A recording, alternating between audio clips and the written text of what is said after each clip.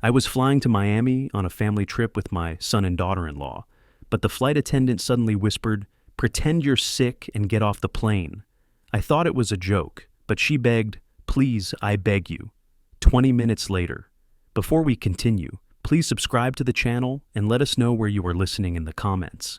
The afternoon light slanted through my study window, catching dust particles suspended in air that smelled of old paper and lemon furniture polish.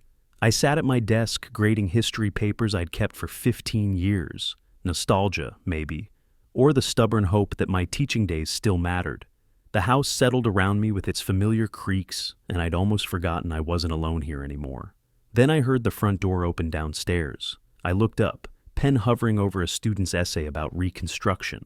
Christopher and Edith had been living here for 8 months, but they moved through these rooms like ghosts, barely acknowledging my existence. We'd exchanged polite nods in the kitchen, nothing more. Their sudden footsteps on the stairs made my shoulders tense. Edith appeared first in my doorway, Christopher behind her with his hands shoved deep in his pockets. His eyes found the bookshelf, the window, anywhere but my face. "Francis, we need to talk." Edith's voice dripped with artificial sweetness, the kind that precedes bad news or worse requests. I removed my reading glasses slowly, a small defensive gesture I'd perfected over 40 years of dealing with difficult students. "About what?" Christopher shifted his weight. "We've been thinking about family, about how we should spend more time together." "Quality time," Edith added, moving into the room uninvited. She perched on the arm of my reading chair like she owned it. "Before life gets too busy." Before what exactly?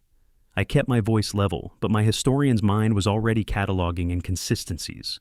They had avoided me for months. Why this sudden change? Just, you know how it is. Edith waved her hand dismissively. "Christopher, tell him about Miami." My son finally met my eyes, and what I saw there was desperation poorly masked by forced enthusiasm. "Miami, Dad. Remember when we went when I was 12? Let's recreate those memories. A whole week together, fully paid. Our treat." I set down my pen carefully. "You hated that trip. Said it was boring, wanted to come home early." Christopher's smile faltered. "I was a kid. I see things differently now." The silence stretched. I studied them both. My son, who'd once brought me dandelions and called me his hero, and this woman who'd somehow convinced him that his elderly father was just an obstacle taking up space. Something had shifted between us, but I couldn't pinpoint when exactly. Was it when Christopher lost his job? When their debts started piling up? Or had it been gradual, a slow erosion of respect and love? "When would this trip be?" I asked. "Next week." Edith's response came too quickly. "Everything's arranged, we just need your yes." That evening, Edith insisted on cooking dinner. She never cooked. I sat at the dining room table while she moved around my kitchen with uncomfortable familiarity, opening cabinets, using my dishes. Christopher poured wine with excessive care, his hands trembling slightly when I asked about the trip's timeline. "So this was planned without consulting me?" I accepted the wine glass, watching him over the rim. "We wanted it to be a surprise," Christopher said. "A good surprise." Edith set a plate before me, her movements calculated and precise. She'd worked in medical administration for years, and that clinical efficiency showed in everything she did. "Francis, your life insurance policy is quite substantial. 500,000, right? Very responsible planning on your part." My fork stopped halfway to my mouth. "How do you know the amount?" "Christopher mentioned it once." She sat across from me, cutting her chicken into perfect uniform pieces. "Just conversation." I looked at my son. He was focused intently on his plate, refusing to meet my gaze. The mention of my insurance felt wrong, timed wrong, placed into casual dinner talk where it didn't belong. "I haven't been sleeping well lately," I said, testing them. "My heart feels strange sometimes, flutter-like." Christopher's eyes lit up for a split second before he caught himself. "You should see a doctor. Have you seen a doctor?" "Christopher worries too much." Edith cut him off smoothly. "You look fine, Francis. Probably just stress."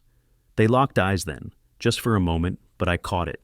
Something passed between them, unspoken and knowing. My chest tightened, but not from any heart condition. After dinner, while they retreated to their bedroom downstairs, I found printed flight confirmations on the table, Already booked, my ticket already purchased for next Tuesday. They'd been certain I'd agree, so certain they'd made irreversible plans. I sat alone in my study long after midnight, holding an old photograph of Christopher at age 7, gap-toothed and grinning, hugging my neck like I was the safest place in the world. That boy had become this man downstairs, plotting something I couldn't quite name but felt in my bones. 40 years teaching history had taught me one thing. People leave evidence. Always. Patterns emerge. Motivations become clear when you step back and observe the whole picture, not just isolated incidents. The sudden generosity, the insurance comment, those synchronized glances, the pre-purchased tickets. Morning came with pale light and the decision I'd already made in darkness. I would go to Miami. I would watch them carefully. I would gather evidence the way I'd taught my students to examine primary sources, with skepticism and attention to detail. Christopher knocked on my door at 7, his smile too bright for the early hour. "So, Dad, Miami, what do you say?" "I'll go," I told him, watching his face. Relief flooded his features, followed by something else I couldn't quite identify. Satisfaction, anticipation. "Great, that's wonderful." He gripped the doorframe. "You won't regret it." Edith appeared behind him, her nod almost imperceptible. They'd won this round, or thought they had. I spent that morning packing my suitcase with methodical care. Underwear, shirts, my medication bottles. I paused over those bottles, reading the labels as Edith's words echoed in my mind. Something about health, about my appearance, about not worrying. My hands moved almost on their own, placing the medications in my carry-on instead of the checked luggage. A small act of caution, nothing more. But my training had taught me that survival often depended on small acts, minor precautions that seemed paranoid until they saved your life. The suitcase closed with a decisive click. Miami awaited. And whatever they had planned, I'd be ready. Christopher's car smelled of stale coffee and synthetic air freshener. I sat in the passenger seat with my suitcase balanced on my lap, because he'd claimed the trunk was too full, though I'd seen it was nearly empty when he'd opened it. The weight pressed against my thighs as we merged onto the highway toward Orlando International Airport. Neither of them spoke. Christopher gripped the steering wheel so tightly his knuckles had gone pale. Edith stared out her window, phone in hand, typing rapidly and deleting messages immediately after sending them. I watched her reflection in the side mirror. Her face held that clinical blankness I'd come to recognize as her thinking expression, calculating variables and probabilities. "Excited about Miami, Dad?" Christopher's voice cracked slightly on the last word. "Should I be?" He missed the implication entirely. Of course, family time, beaches, relaxation. Right. The silence resumed, heavier now. I watched familiar Orlando streets slide past. The strip mall where I'd bought Christopher his first bicycle, the library where I'd spent countless Saturdays, the high school where I'd shaped young minds for 3 decades. Each block increased the pressure in my chest, the sense that I was being carried towards something irreversible. The airport appeared ahead, all concrete and glass and controlled chaos.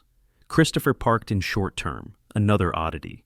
We'd be gone a week, yet he chose the most expensive option. Small details, but they accumulated like evidence in a case I was building against my own family. Security checkpoint arrived too quickly. Edith insisted I go through first, her hand firm on my shoulder, guiding me forward. I placed my carry-on on the conveyor belt, watching her watch the screen as my belongings passed through. She leaned forward slightly, checking something, then relaxed when the bag emerged on the other side. "See? Easy," she said, but her relief seemed disproportionate to the simple act of airport security. At the gate, Christopher and Edith boarded immediately with Zone 1, while my ticket relegated me to Zone 3. They disappeared down the jetway without looking back, leaving me standing among strangers, my suitcase handle digging into my palm. When my zone was finally called, I walked slowly, aware of the finality of each step. The jetway stretched ahead, that peculiar liminal space between solid ground and metal tubes suspended in nothing. The aircraft door yawned open, recycled air washing over me, carrying that distinct airplane smell of cleaning chemicals and thousands of previous passengers. I stepped inside, searching for my seat number, when a flight attendant approached. Her name tag read Mildred, and her face held professional pleasantness until she leaned close, pretending to check my boarding pass. Pretend you're feeling ill and leave this aircraft. The words came out as an urgent whisper, her breath warm against my ear. I froze, hand tightening on my carry-on. Excuse me? I don't understand. But she'd already moved away, tending to overhead bins and smiling at other passengers. I stood in the aisle, confused, looking between her retreating form and Christopher and Edith in their seats 3 rows ahead. They hadn't noticed the exchange, too focused on their phones. Was this a joke? Some bizarre safety protocol? I took another step toward my row when Mildred returned, her professional mask cracking. Her hands trembled as she touched my elbow. "Sir, I'm begging you. You need to get off this plane, now." I looked into her eyes then and saw genuine terror. Not concern, not confusion, terror. The kind that comes from knowing something specific and horrible. My decades of reading students' faces, of distinguishing truth from lies, kicked in. This woman was serious. "You're serious," I said quietly. "I've never been more serious in my life." Her fingers dug into my sleeve. "Please, trust me." "Dad, everything okay?" Christopher's voice carried down the aisle, sharp with something that wasn't quite concern. I made the decision in a heartbeat, operating on pure instinct. My hand moved to my chest, fingers splaying over my shirt. My chest. The words came out strangled, convincing because the fear was real, even if the symptom was manufactured. I stumbled, dropping to one knee in the narrow aisle. The performance came naturally, aided by the genuine terror coursing through my veins. Immediate reaction. Flight crew surrounded me, voices overlapping in professional crisis mode. "Sir, can you breathe? Sir, stay with us." Hands under my arms, lifting, supporting. A wheelchair was called. I let them help me, but kept my eyes sharp, observant. The sick old man act didn't extend to my awareness. Through the commotion, I caught Christopher and Edith's faces. That's what I remember most clearly, not concern, not worry, but disappointment. Pure, undisguised disappointment before their masks slammed back into place and they performed concern for the audience around them. Christopher stood from his seat, the movement aggressive before he softened it, making himself the worried son. "Dad, what's wrong? Should we come with you?" No, stay seated, everyone." A crew member blocked the aisle. "We'll take care of him. Medical personnel are standing by." As they wheeled me backward down the jetway, I heard Edith's voice, low and meant only for Christopher, but carrying just enough in the quiet after crisis. "This ruins everything." Christopher's hissed response, "Not here, not now." The wheelchair carried me back through the jetway, back into the terminal, back to solid ground. My phone buzzed in my pocket as they settled me in the medical area. A text from Christopher. "Dad, hope you feel better. We'll call when we land." I watched through the window as the aircraft pushed back from the gate, as it began its slow taxi toward the runway. Christopher and Edith were aboard that plane, growing smaller and more distant with each passing second. The physical separation felt absolute, like I'd crossed some invisible threshold and could never return to the innocence of not knowing. The plane disappeared from view, just another metal speck against blue sky. "Mr. Wilson?" I turned. Mildred stood there, still in her uniform but off duty now, her face pale and drawn. She glanced around the medical area, checking for listeners. "We need to talk," she said, her voice tight with urgency. "Now, somewhere private." The medical room was small and windowless, fluorescent lights buzzing overhead with that persistent electrical hum that sets teeth on edge. A paramedic had just cleared me. Vitals are fine, probably anxiety, and left me alone on the examination table, paper crinkling beneath me every time I shifted. Through the narrow window in the door, I could see the tail of my flight disappearing into clouds, carrying my son and daughter-in-law toward Miami, while I sat here in this sterile room, heart pounding for reasons that had nothing to do with medical issues. My phone buzzed. Christopher's third text. "Dad, please respond. We're worried sick." I powered it off. The door opened. Mildred entered, still in her uniform, but her professional composure had cracked like old porcelain. She closed the door firmly, checked the hallway through the window once, then turned to face me. Her hands shook. "I need to show you something." Her voice trembled. "What I'm about to do could cost me my job, but I can't let this happen." I straightened on the table, paper rustling. "Show me."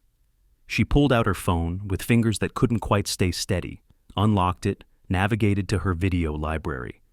I recorded part of her phone call, in the restroom, before boarding. She paused, meeting my eyes. Your daughter-in-law's call. The phone screen showed a bathroom stall, mostly ceiling tiles and fluorescent lighting. The audio was muffled, but voices carried through the echo of tile and porcelain. Edith's voice unmistakable in its clinical precision. The pills will dissolve quickly in his drink. He won't taste anything. A pause. Altitude makes heart attacks more plausible. Emergency at 30,000 feet. Medical response limited. Investigation harder. Another pause, then. 500,000. Christopher's nervous, but committed. She laughed. Actually laughed. I watched the video once, twice, 3 times. Each viewing revealed new layers of horror. My daughter-in-law discussing my death like a business transaction, weighing logistics and timing, calculating profit margins on my life. Who was she talking to? My voice came out steady, surprisingly so. I don't know. Mildred lowered the phone. But she mentioned the plan being in motion and Christopher being on board. Those were her exact words. I looked at her directly. Why did you do this? Risk your career for a stranger? Something flickered across her face. Old pain, barely healed wounds. My father, 3 years ago. His nephew convinced him to change his will. Then he fell downstairs. They ruled it an accident. Her jaw tightened. I couldn't prove anything. The regret has eaten at me ever since. When I heard that conversation, heard her plotting, I couldn't stay silent again. I'm sorry about your father. Don't be sorry. Her voice hardened. Stop them. I took her contact information in my small notebook, the one I always carried out of teacher habit, precise, careful letters. Even in crisis, documentation instinct prevailed. We exchanged phone numbers. She promised to preserve the recording, understood it might become legal evidence. We shook hands. Her grip was firm despite the trembling, and she left to catch her next flight rotation. The taxi ride home took 40 minutes through Orlando's suburbs, past strip malls and chain restaurants and residential developments that all looked identical. The driver tried making conversation. Missed your flight? No. I stared out the window. I caught something more important. He fell silent, confused, but sensing I didn't want to elaborate.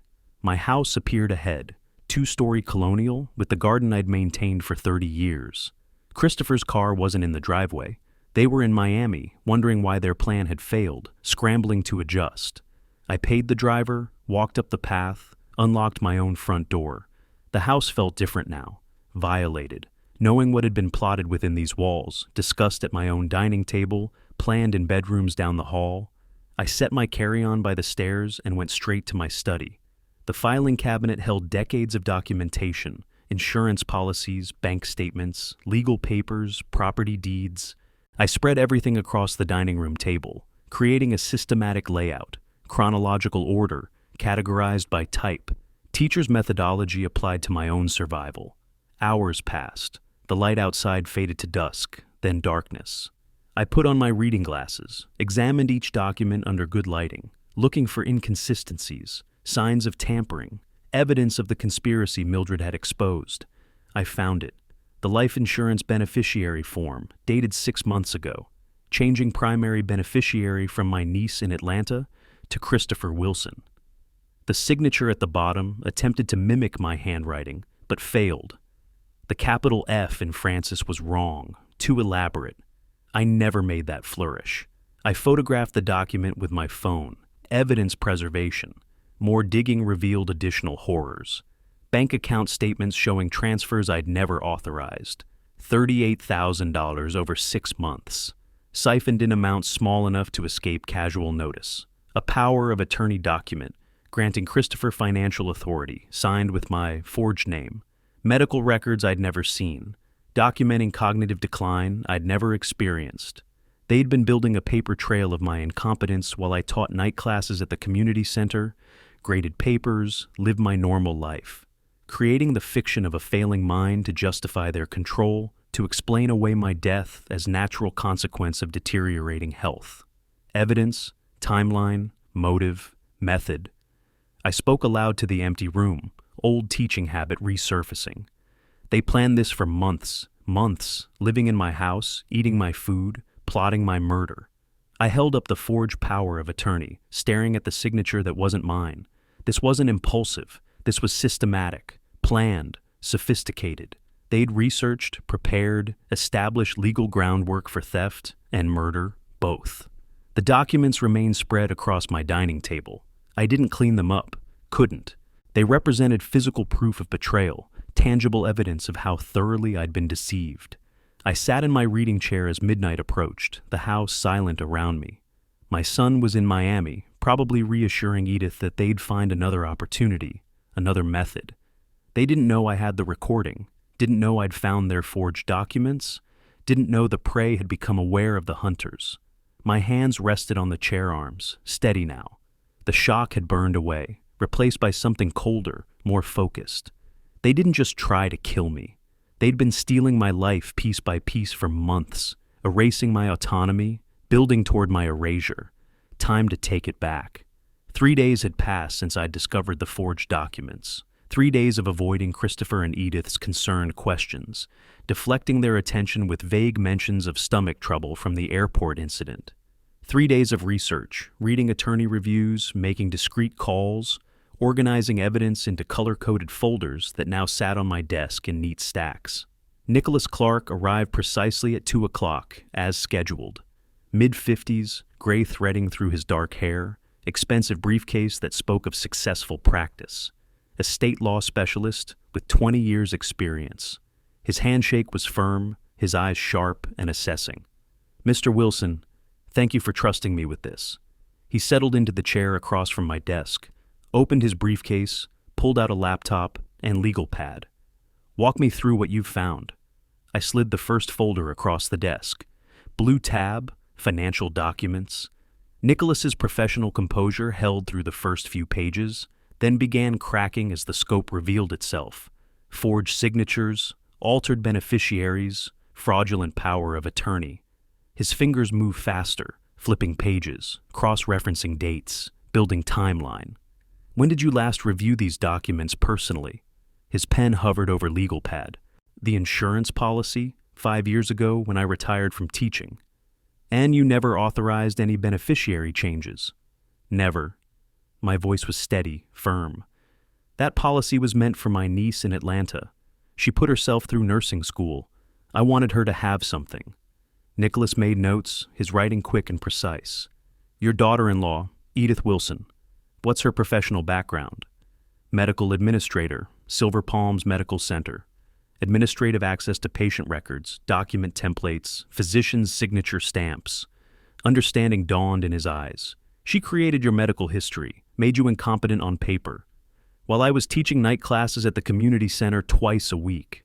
I almost smiled at the irony. Lecturing on civil rights history while being declared cognitively declined in fraudulent medical reports. Nicholas opened his laptop, began running forensic accounting software on my bank records. I'd provided account access authorization earlier. Red flags appeared immediately on the screen, highlighted in crimson. Unauthorized transfers, signature discrepancies, pattern matching typical fraud indicators. His expression grew grimmer with each discovery. 38,000 over 6 months, he said quietly. Systematic theft, small amounts initially, then growing bolder. Classic embezzlement pattern. I reached into my desk drawer, pulled out Christopher's laptop. He left this in his room. I know his passwords, set up the computer for him years ago. He never changed them. Nicholas glanced up, something flickering in his expression. Understanding, perhaps, of the ethical line I'd crossed. But he took the laptop, connected an external drive, began data recovery procedures. Within minutes, deleted emails resurrected themselves on the screen. The conspiracy unfolded in digital form. Email chains between Christopher and someone calling himself a medical consultant. Discussion of substances causing heart failure, untraceable in standard autopsy, particularly effective at high altitude. Prices negotiated. $10,000 for consultation and supply. Meeting arranged at a parking garage in downtown Orlando. Nicholas's jaw tightened as he read. "This is a murder contract. Your son negotiated your death like he was buying a used car." The words should have hurt more than they did, but I'd burned through pain during those 3 days of documentation, reached a colder place beyond conventional grief. "Keep reading," I said. There's more. He found the draft will on Christopher's desktop. Everything left to Christopher and Edith Wilson. My signature forged at the bottom, dated 2 weeks ago. They'd planned to discover it after my death, present it to probate court, claim I'd changed my mind about my niece. Nicholas leaned back, removed his glasses, rubbed his eyes. When he looked at me again, his professional mask had dropped entirely. Francis, may I call you Francis? I nodded. This goes beyond estate fraud. This is conspiracy to commit murder, forgery, elder abuse, financial exploitation. Criminal charges, not just civil recovery. He paused. We need to decide, bring in police now, or build an ironclad case first. My phone buzzed on the desk between us. Christopher's text lit up the screen. Dad, where are you? We need to talk about your health. Nicholas glanced at the phone, then at me. Understanding passed between us wordlessly. The manipulation continued even now. Pressure applied to keep me confused and compliant. Build the case first, I said. Make it undeniable. Then we strike. He nodded slowly, respect evident in his expression. You've thought about this. I taught strategy through history for 40 years. Sun Tzu, Machiavelli, Napoleon. I learned from the best. I met his eyes. Know your enemy. Choose your battlefield. They're going to realize you know, Nicholas warned. When I file protective orders, block accounts, revoke fraudulent documents, they'll know. Good. My hands rested flat on the desk, steady and calm. Let them panic. Panicked people make mistakes. A slight smile crossed his face. All right then, here's what we do. He spent the next hour outlining strategy, calls to contacts, document examiner for signature analysis, forensic accountant for detailed audit, private investigator for background on the medical consultant. He photographed evidence with high-resolution camera, created digital backups, uploaded everything to encrypted cloud storage. 3 evidence packets, he explained, printing documents and organizing them into folders. 1 for eventual police involvement, 1 for civil proceedings, 1 for you to keep secure off-site, safe deposit box, not your house. I nodded, absorbing everything. Student mode engaged, learning the machinery of legal warfare. As afternoon faded toward evening, Nicholas gathered his materials, packed his briefcase with methodical care. At my study door, he paused and turned back. Francis, 1 question. When this is over, what do you want? Justice or revenge? I didn't hesitate. I want them to understand what they've done. I want consequences that last. He considered this, then nodded. Don't change anything yet. Act normal. I'll handle protective orders, account freezes through legal channels. Give me 1 week. After he left, I sat in the darkening study, listening to the house settle around me. My phone buzzed again. Christopher. Dad, dinner tonight? We need to talk about your future. I stared at the text, then typed my response. Yes, we need to talk about the future. The double meaning was clear to me, opaque to him. The hunter had become the hunted, though he didn't know it yet. I pressed send. 1 week had passed since Nicholas Clark left my study with his briefcase full of evidence and his timeline for legal strikes. 7 days of performance, of playing the confused old man while executing strategy with the precision I'd once applied to lesson planning. I sat at my breakfast table, coffee growing cold in its mug, watching Christopher and Edith through the kitchen doorway. They'd just returned from work, Christopher's tie loosened, Edith's professional mask firmly in place. Neither of them knew that, while I'd shuffled around the house, asking which pills to take and where I'd left my reading glasses, I'd been methodically destroying the foundation of their conspiracy. Dad? Christopher appeared in the doorway. You okay?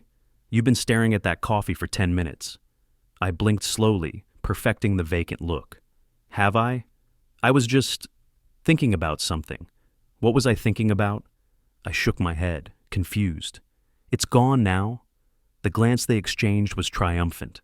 I watched it happen, watched them see what they wanted to see. Deterioration, decline, the mental incompetence their forged documents claimed. What they didn't see was the security camera above the refrigerator recording every micro-expression, every satisfied smirk. The cameras had been installed 3 days ago, 12 of them throughout the house.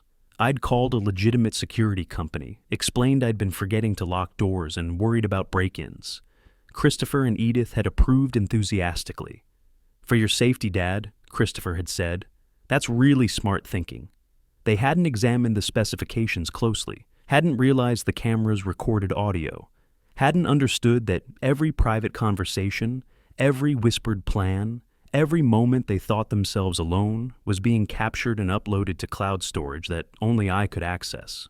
The technician had been thorough. 24/7 recording, sir. Complete coverage. Even sound. Even sound? I'd repeated, playing up the elderly confusion. "Audio on all cameras, yes, sir. Crystal clear." Christopher had interjected then, concern crossing his face. "Dad, isn't that expensive?" "My safety is worth it." I'd waved dismissively. "I've been so forgetful lately. Can't be too careful." That night, I'd added my own enhancement, a small audio recorder tucked into the heating vent above the dining room, the same spot where I'd once caught students cheating during exams, placing a microphone to record their whispered answers. Old teacher trick, new application. The recorder had paid dividends immediately. Christopher and Edith had their most candid conversations late at night in that room, believing themselves private. I'd listened through my headphones, documenting everything. "The plane was supposed to work," Edith had hissed 2 nights ago, frustration cutting through her usual control. "Now we're back to square one." "You said the pills were undetectable," Christopher had shot back. I said a lot of things. Now we need plan B, the incompetency route. What if he resists?" "He won't. Look at him lately. He's already halfway there." I'd recorded it all, my face expressionless in the darkness of my room above them. Evidence accumulating, digital, and damning. But the most dangerous work happened in the deep hours when Christopher slept. His laptop lived on his desk, often left open or barely closed. I'd learned enough from teaching digital literacy classes to navigate file systems, copy drives, recover deleted data. The external hard drive I'd purchased stayed hidden in my study, filling with evidence each night I dared to enter his room. The close call had come 2 nights ago. Progress bar at 88%, my fingers hovering over the disconnect button when I'd heard footsteps in the hallway. I'd yanked the drive free, pocketed it, slipped through the bathroom that connected Christopher's room to the main hallway. My heart had hammered against my ribs, but my hands had remained steady. Decades of maintaining composure in front of challenging students had trained me well. Nicholas and I had met that afternoon in his office, reviewing the copied files, email chains about obtaining substances, browser history researching untraceable poisons, spreadsheet calculations of my net worth, insurance payouts, asset liquidation timelines. Premeditation, Nicholas had said, his voice flat with professional assessment. Not impulsive acts, systematic planning over months. "Good," I'd replied. "I want them to understand this isn't simple fraud. This is attempted murder." The legal machinery had already begun moving. Nicholas had filed protective orders, account freezes, power of attorney revocations, all with carefully delayed notification dates. Christopher and Edith wouldn't discover the blocks until they next attempted transfers. "They won't know until they try to access funds," Nicholas had explained. Then panic. Panicked people make exploitable mistakes. Yesterday, I'd completed the most important task, creating a legitimate new will. Florence Harris, the notary, had been thorough to the point of redundancy. She'd read the entire document aloud, confirmed I understood each provision, recorded a video statement of my intentions. "Your son won't inherit?" she'd asked directly, her experienced eyes searching my face. "My son plotted to murder me for inheritance," I'd replied, clear-eyed and certain. "He'll get exactly what he deserves. Nothing. Everything goes to the Educational Futures Foundation. Scholarships for students who actually value education." She'd nodded, adding extra documentation layers, fingerprints, capacity assessment, multiple witnesses. "I've seen this pattern before," she'd said quietly. "Family members who see elderly relatives as obstacles rather than people.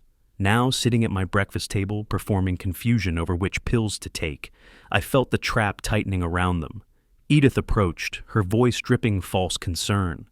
"The blue pills, Francis, for your heart. Here, let me help." "Thank you, dear." I accepted the pills gratefully, swallowed them while she watched. "I don't know what I'd do without you both."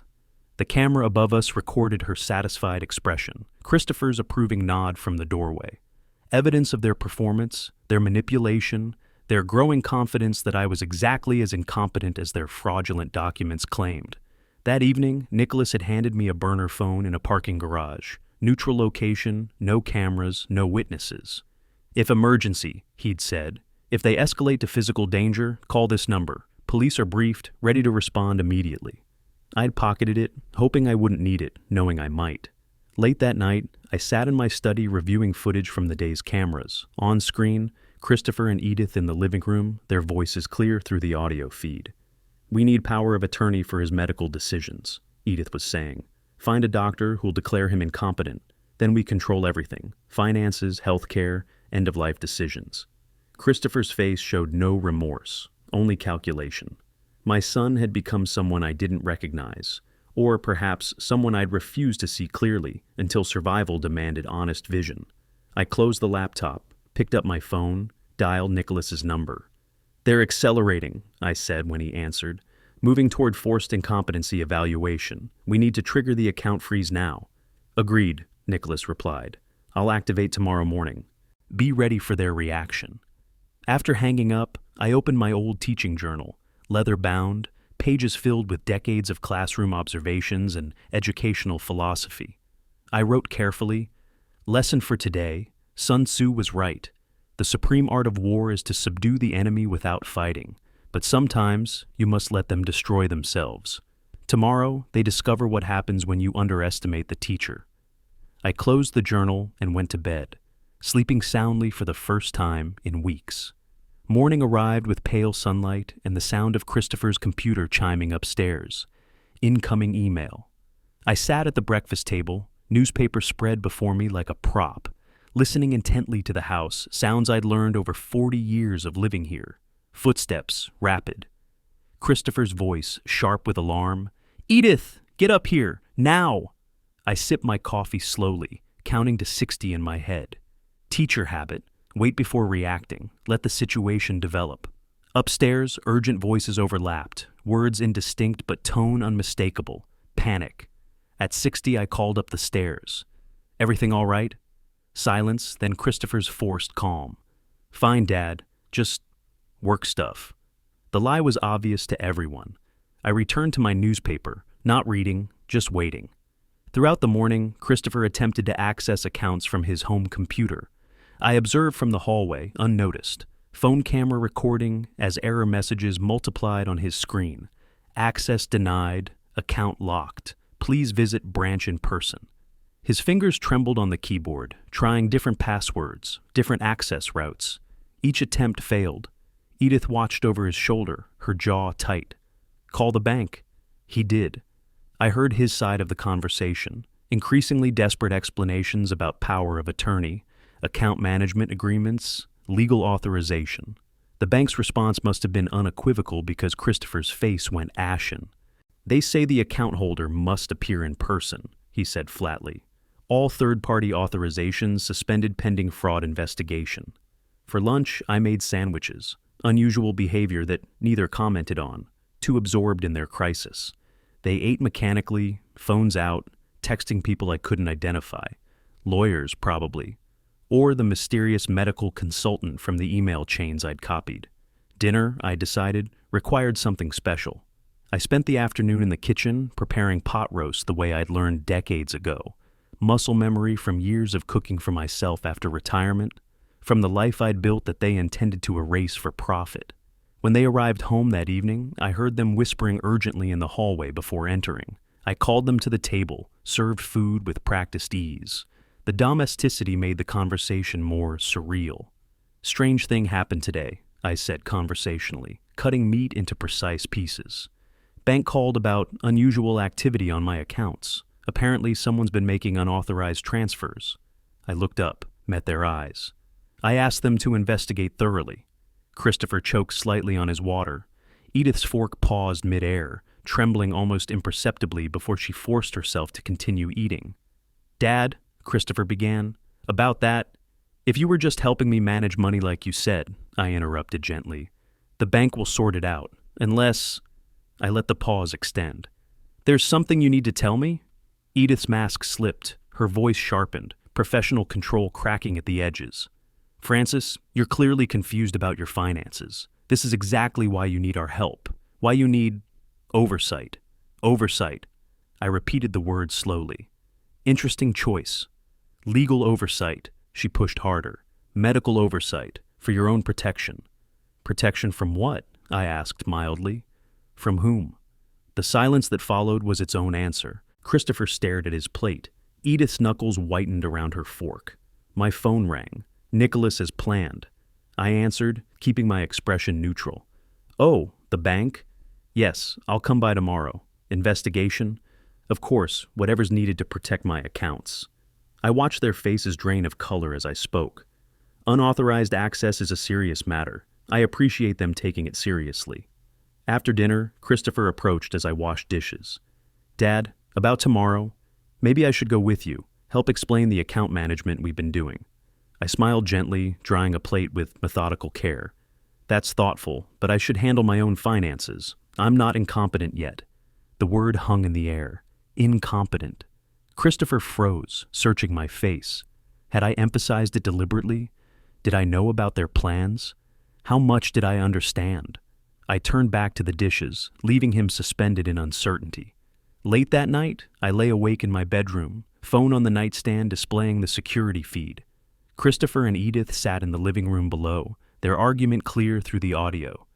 This is your fault, Edith's voice cut like surgical steel. Your sloppy forgeries, your weak stomach for the original plan. The power of attorney was perfect, Christopher started. Obviously not, since we're locked out of everything. She stood, pacing. The camera followed her movement. We moved to Plan B immediately. Incompetency evaluation. I know people at Silver Palms who need money, who owe favors.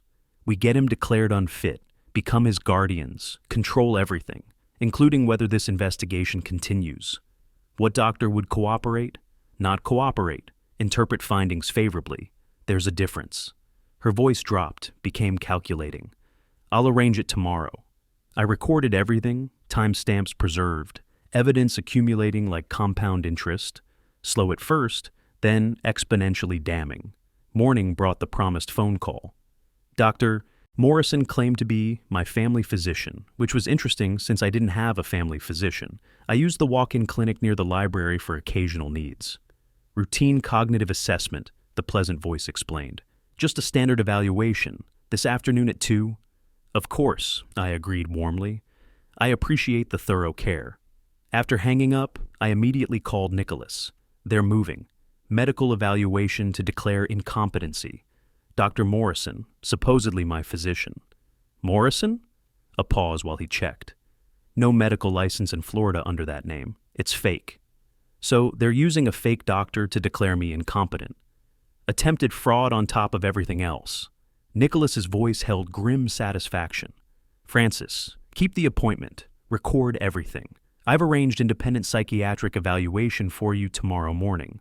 Dr. Patricia Chen, 30 years experience, impeccable credentials.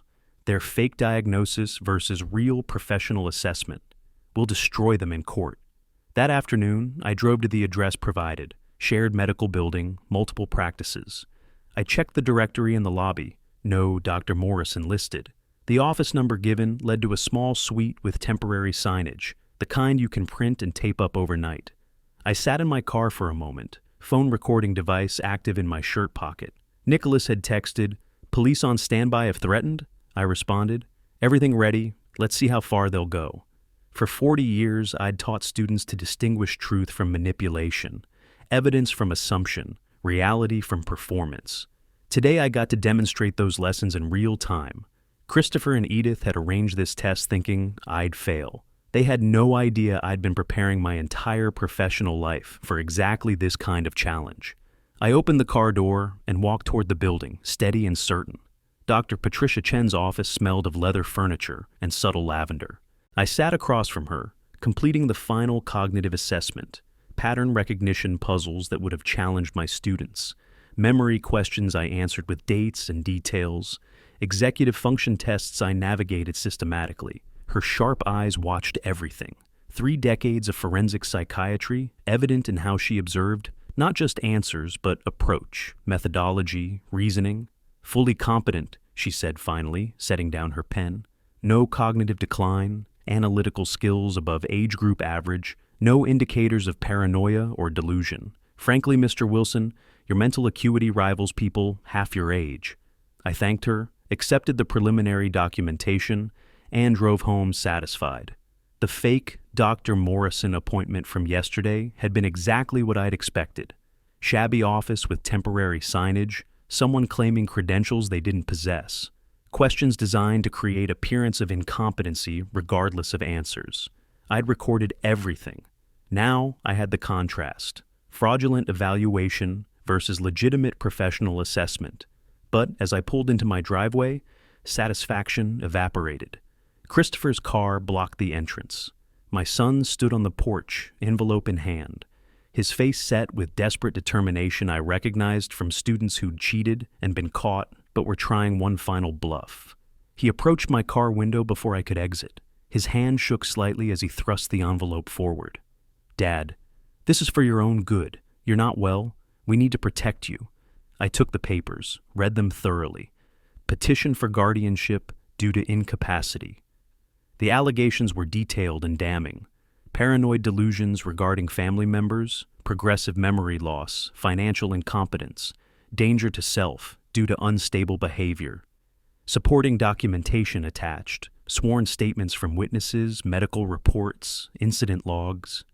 I read every word while Christopher shifted his weight, unable to meet my eyes. "Whose safety, Christopher?" I asked quietly.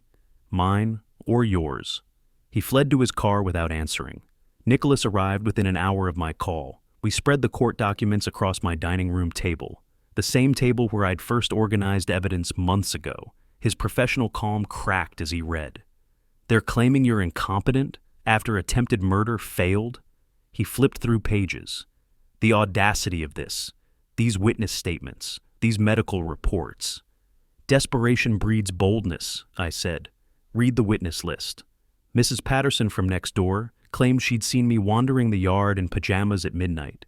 Tom Chen from book club noticed increasing confusion during discussions. Dr. Sarah Williams from Silver Palms Medical provided detailed psychiatric evaluation showing progressive dementia. "You never met Dr. Williams," Nicholas said. "Never. But her credentials are real. Edith arranged this through her medical connections." I pointed to another statement. "And these neighbors, I need to talk to them." That evening I walked door to door, teaching journal in hand. Most neighbors were embarrassed, ashamed. Mrs. Patterson's voice trembled. "Christopher said it was just to help with your care, that you'd approved it. I didn't realize it was for court." "What exactly did you see, Margaret?" "You, outside at night, by the bushes, in your pajamas." "I was checking security cameras I'd installed. At 11 p.m., not midnight. In shorts and t-shirt, not pajamas." I kept my voice gentle, teacher comforting confused student. "Christopher showed you what he wanted you to see." She broke down crying, promised to recant. 2 other neighbors had similar stories: manipulation, context removed, innocent behavior twisted. But 3 neighbors refused to speak with me. I learned later Christopher had paid them, $500 here, $300 there, small amounts to people struggling financially, enough to buy false testimony. The preliminary hearing came 2 weeks later. I sat beside Nicholas, posture straight, taking organized notes, visible demonstration of competency. Christopher and Edith sat across the aisle with their attorney, expensive suit and calculated confidence. Where had Christopher found money for lawyers like this? More debt, probably, digging deeper holes. Judge Thompson reviewed both sides' filings with evident skepticism. Court-appointed psychiatric evaluation ordered. Dr. Patricia Chen will conduct assessment and report findings. Nicholas and I exchanged subtle glances. She'd already evaluated me, knew I was competent. The trap was working perfectly. After the hearing, Nicholas wanted immediate action. "We file criminal charges now. Everything we have, attempted murder, fraud, forgery, we can end this." I shook my head. "If we file now, they'll know we have everything. They'll lawyer up completely, maybe flee. I want them to keep digging. Let them think they're winning." "Francis, that's risky." "I taught for 40 years, James. Students reveal most when they think they're succeeding. Right now, Christopher and Edith believe their guardianship petition might work. Let them invest more in that belief. Let them commit more crimes trying to support it. Then we bury them completely. He objected. Professional instinct demanded immediate prosecution, but respected my decision. Client autonomy, even when the client was choosing the difficult path. That evening, I visited the bank, requested complete audit trail of all account activities for the past year. The manager, sympathetic now that investigation had revealed fraud attempts, provided comprehensive records. I spent hours with a highlighter, marking every unauthorized transaction. Visual timeline of theft. Evidence for prosecution. Several weeks passed. Christopher's behavior grew more erratic as his gambling debts became collection threats. I learned this through Nicholas's investigation. $75,000 owed across 3 sources: online sports betting, local card games, casino markers, threatening messages and recovered deleted emails. Timeline showed debt accumulation had accelerated 6 months before the murder plot began. Motive, clear as classroom chalk on blackboard. My phone rang late one evening. Nicholas. Court-appointed evaluation scheduled. Dr. Chen will conduct it next week. Also, Christopher's gambling situation is worse than we thought. Those debts are why he's desperate. Bookmakers don't accept apologies. I absorbed the information, made notes in my growing case files. Everything organized into labeled folders: financial fraud, forged documents, attempted murder, false medical claims, witness tampering, every piece of evidence cross-referenced, timeline visualized. I stood in my study, looking at the wall where I'd assembled everything. Photos, documents, dates connected with string like detective boards in movies. Except this was real, and the conspiracy led to my son and his wife. 40 years I'd taught students that truth requires patience. Evidence must be overwhelming. Presentation must be irrefutable. Christopher and Edith had given me months to build this case while they thought they were winning. Now they'd learned the final lesson. The teacher always knows more than the students realize. Class was almost over. Time for final exam. Dr. Patricia Chen's court-appointed evaluation report sat on Nicholas's conference table between us. I read the conclusion for the second time, savoring each word. Subject demonstrates full cognitive capacity, no evidence of dementia or incompetency, analytical skills above age group average, no indicators of paranoia or delusion. Recommendation: petition for guardianship be denied. Nicholas spread additional documents across the table, months of evidence compilation, organized into devastating presentation. 3-ring binders, color-coded tabs, chronological timeline poster, exhibits numbered and cross-referenced. Teacher recognized fellow educators' methodology. This was curriculum of crimes, comprehensive and irrefutable. We file today, Nicholas stated, not question. Statement. I nodded once. Everything, all of it. The countersuit was 47 pages detailing 18 separate criminal acts. Attempted murder, conspiracy to commit fraud, multiple counts of forgery, elder financial abuse, witness tampering, obstruction of justice. The criminal complaint ran 23 pages. Evidence exhibits filled 2 boxes. Nicholas and his paralegal delivered everything to the courthouse clerk. I watched from nearby bench as the clerk processed paperwork, paused, read further, then called her supervisor. The supervisor read, face growing serious, then picked up the phone to judge's chambers. Within hours, emergency hearings scheduled. The system recognized severity immediately. That afternoon, professional process server went to my house, where Christopher and Edith still lived because I'd never formally evicted them. Strategic decision to keep them close, monitored. I sat in my car across the street, phone recording, watching. The server rang the doorbell. Edith answered. He handed her the envelope, identified himself officially. I zoomed my camera, captured her face as she read the first page. Shock, recognition, fear. The progression took seconds. She called for Christopher. Their argument was visible through the window even from my distance. The process server's official report, later entered as evidence, documented everything. Subject Edith Wilson opened door at 2:17 p.m., served papers. She read first page, face drained of color. Quote, "This can't be, he didn't, how did?" Subject called for Christopher Wilson. Quote from Edith Wilson, "You said he was too old to figure it out." You promised. She stopped speaking when she noticed me. That evening, my security cameras captured their panic. Christopher at his computer, frantically deleting files, emptying recycle bins, attempting hard drive wipes. Edith shredding documents until the machine overheated and jammed. She kicked it, then continued tearing papers manually. Nicholas had remote access to the camera feeds. I'd granted him viewing rights weeks ago. He called me, grim satisfaction in his voice. They're destroying evidence. Every deletion is another charge. Obstruction of justice, consciousness of guilt. They're creating new crimes trying to hide old ones. Are you documenting everything? I asked. Every frame, time-stamped, backed up to encrypted servers. Even if they destroy every physical piece, we have digital archive that's untouchable.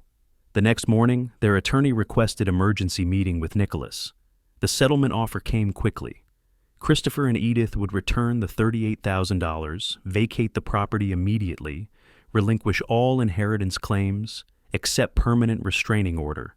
In exchange, I'd drop criminal charges. Nicholas brought the offer to my house. We sat in the dining room where this had all begun, where I'd first spread evidence and understood the scope of betrayal. I read the settlement terms slowly, then looked at Nicholas. They want to walk away, pay back stolen money, promise to behave, and face no consequences for trying to kill me. That's the offer. I tore the paper in half, then quarters, then smaller pieces. Let them fall onto the table like snow. They tried to murder me, James. Not steal from me, murder me. Edith researched undetectable poisons. Christopher negotiated my death price. They planned it for months while living in my house, eating my food, pretending concern. Trial is unpredictable. I taught for 40 years. Students who cheated, who lied, who thought they were clever, they never learned from easy forgiveness. Only consequences taught real lessons. I met his eyes. Christopher and Edith need that lesson. Schedule trial, public trial. I want jury verdict. I want public record. I want justice, not convenience. Nicholas collected the torn pieces, added them to evidence file, documentation of settlement rejection. Proof I wanted full accountability. Mildred called that evening after learning about the trial. I heard you're using my recording, that you're taking them to court. Your evidence is central, I confirmed. Are you comfortable testifying publicly? Absolutely. Her voice was firm, certain. What they tried to do, my father didn't get justice. Maybe through your case, his memory gets some. I'll testify. I'll tell everything I heard. Thank you. You saved my life. Now help me save others from them. Over the following days, Christopher's world unraveled visibly. His gambling debts became public as bookmakers filed their own claims. Collection agencies called constantly. I heard the phones through the walls, through the house I knew intimately. Edith and Christopher's arguments grew more vicious, blame shifting constantly. The prosecutor's office assigned the case to their senior team. Nicholas relayed their assessment. One of the clearest elder abuse cases they'd seen. Evidence overwhelming, conviction highly probable. Trial date set for late August. I stood in my study that evening, looking at the wall where I'd created visual timeline of the conspiracy. Photos, documents, dates connected by string. Months of evidence displayed, patterns clear, guilt undeniable. I removed one photo from the board. Old picture of Christopher at 8 years old, smiling, gap-toothed, innocent. The boy who'd once called me his hero, who'd brought me dandelions and construction paper cards on Father's Day. I held that photo, allowed myself one moment of grief for the son who could have been, should have been, never was. Then I placed it in my desk drawer and closed it firmly. I raised you better than this, I said to the empty room. You chose differently. Now we both live with consequences. I turned off the study light, walked out. Tomorrow brought preparation for trial. Tonight, I allowed myself to mourn the relationship that had died long before the murder plot began. The boy in that photo was gone. The man who tried to kill me would face justice. 3 weeks had passed since I rejected their settlement offer. The house felt different now, lighter, cleaner, like pressure released from a sealed container. Christopher and Edith had moved out 2 days ago, following formal eviction order, and I walked through spaces they had occupied, noting what they'd left behind in their hasty departure. Unpaid bills scattered across the bedroom floor, broken picture frames, clothing abandoned in closets. Christopher's childhood baseball trophy, ironically, awarded for sportsmanship. Edith's medical textbooks, tools of a profession she'd lost. Their wedding album, documenting a union now fracturing. I photographed everything, not vindictively, just documentarily. Teacher's instinct. Preserve records, maintain evidence. My phone buzzed. Nicholas. Christopher's car was repossessed this morning. Bookmakers are filing liens. Their apartment lease required 3 months up front. They borrowed from Edith's sister. Everything's collapsing. I read the message twice, felt no satisfaction. Just inevitable progression of consequences. The gambling debts, now public through court filings, had triggered aggressive collection. Bookmakers discovered Christopher wouldn't inherit my estate. My new will, filed publicly, showed charitable donation instead. They escalated, threatening calls, workplace visits, public confrontations. $18,000 still owed on the repossessed car. Credit cards maxed. Bank accounts garnished. Christopher tried borrowing from friends, family, anyone. Most refused, having learned the truth. His desperation became neighborhood gossip. Edith's professional destruction paralleled their financial ruin. Silver Palms Medical Center's investigation revealed her data breaches, accessing patient records without authorization, creating false medical documents, sharing confidential information. Florida Medical Board opened disciplinary case. The clinic terminated her employment immediately, flagged her credentials. Future healthcare employment virtually impossible. 15 years of career building ended in a 15-minute meeting. Security escort walked her out. Confiscated badge and keys. Former colleagues watched, whispered. She drove to their apartment, sat in the car for an hour before facing Christopher. Their new apartment was in a declining neighborhood, all they could afford now. The contrast with my comfortable home became daily reminder of their choices. Through thin walls, neighbors heard their arguments escalate. "This is your fault," Edith's voice carried through walls late one night. "Your gambling, your debts, your weakness." My weakness? Christopher's response was defensive, desperate. "You wanted him dead. I wanted money. You wanted murder. And now we have nothing. No money, no house, no future. We have each other." Edith's bitter laugh. "That's the worst part." Neighbors documented these fights, discussed them next morning. News spread. Community judgment was harsh and complete. One afternoon, Edith's sister arrived at Nicholas's office looking mortified. I was there reviewing final trial preparations. They asked me to bring this. She handed over an envelope like it burned her fingers. I told them it was pointless, but they're family. "Read it for me," I said. She opened it reluctantly. "We offer $100,000 in exchange for dropping all charges. We acknowledge mistakes and seek resolution." Mistakes. I repeated the words slowly. "They call attempted murder mistakes." Her voice dropped to almost a whisper. "I don't recognize my sister anymore." I pulled out a pen, wrote directly on their offer. Single sentence in my teacher-perfect handwriting: "Justice is not for sale. See you in court." I handed it back unsigned.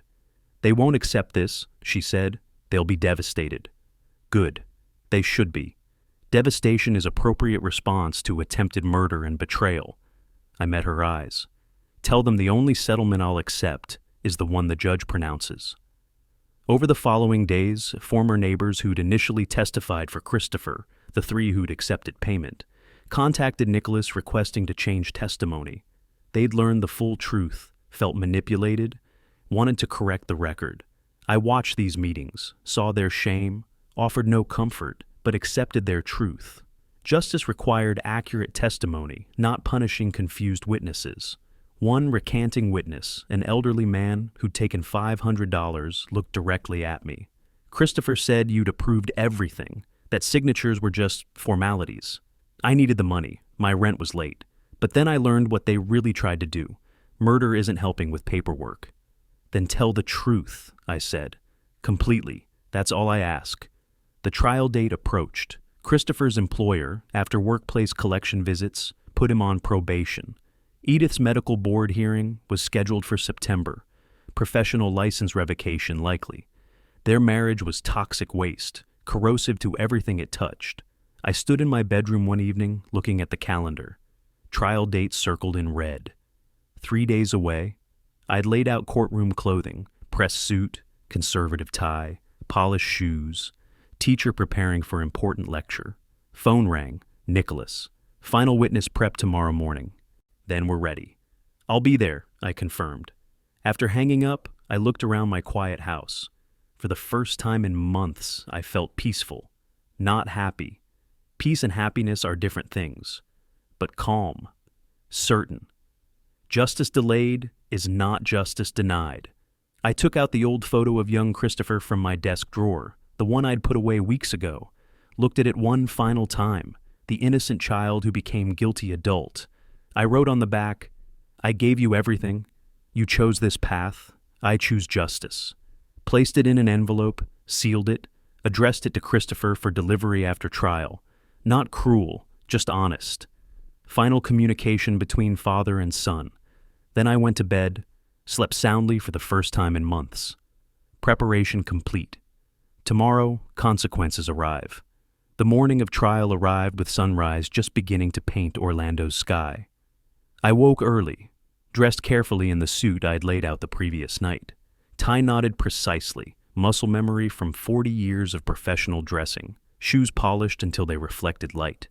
Breakfast was simple, coffee, toast, routine maintained despite the day's significance. I reviewed nothing. Preparation was complete, evidence memorized, testimony ready. Nicholas picked me up at 8. We drove to the courthouse in comfortable silence, professionals prepared for performance. I watched morning traffic, ordinary people beginning ordinary days. Mine would be anything but ordinary, but necessary. Justice requires witnesses, requires public record, requires official pronouncement. The courtroom filled quickly. Media present. The case had attracted attention.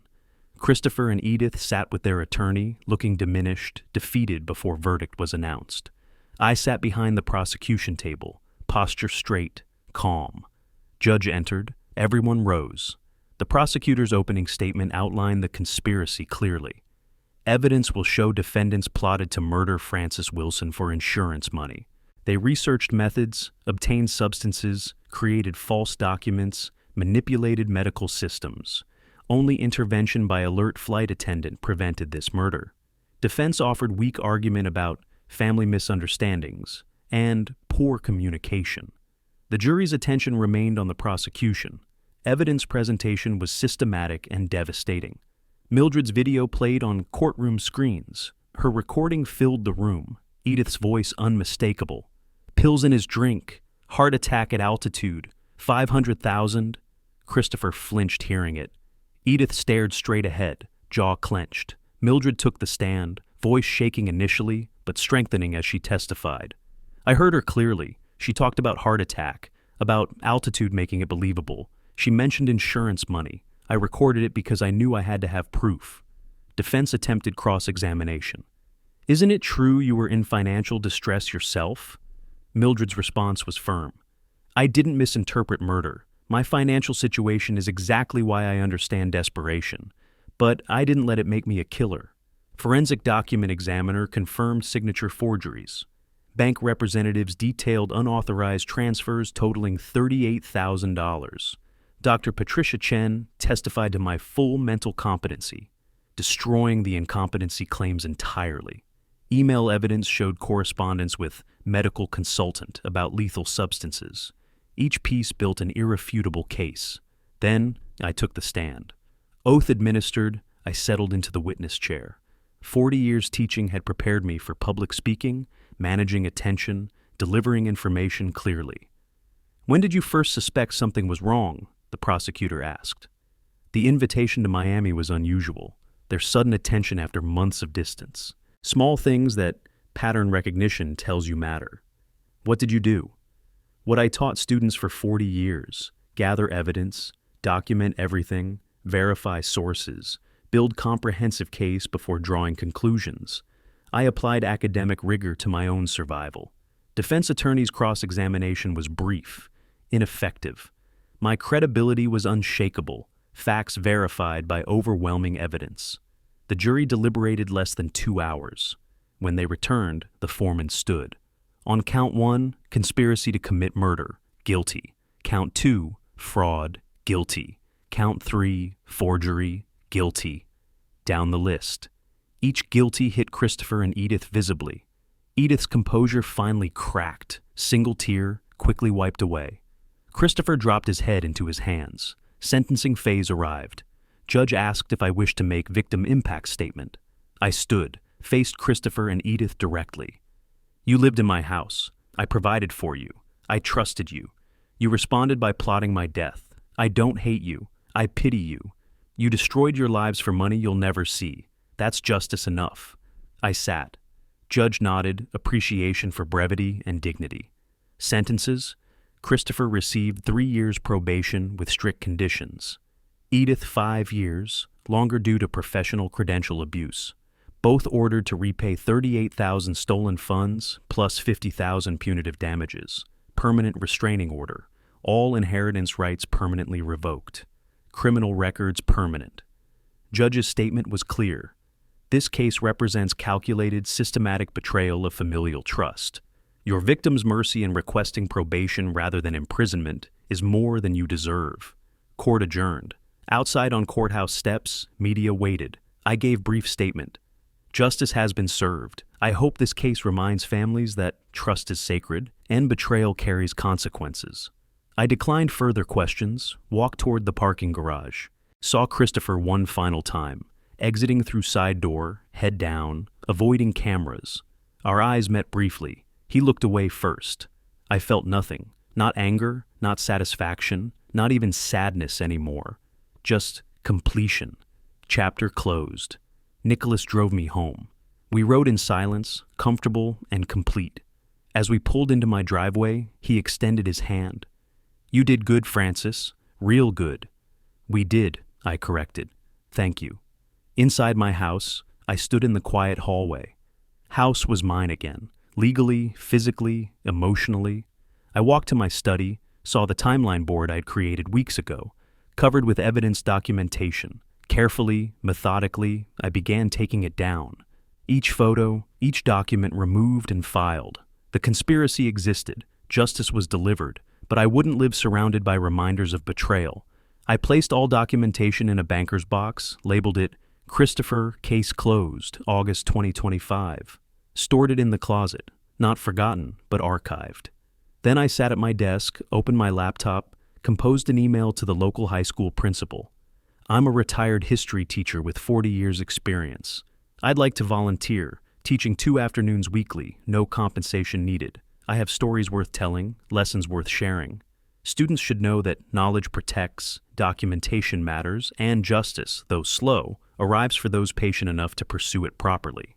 I hit send, closed the laptop, looked around my study, books I'd collected, papers I'd graded, life I'd built.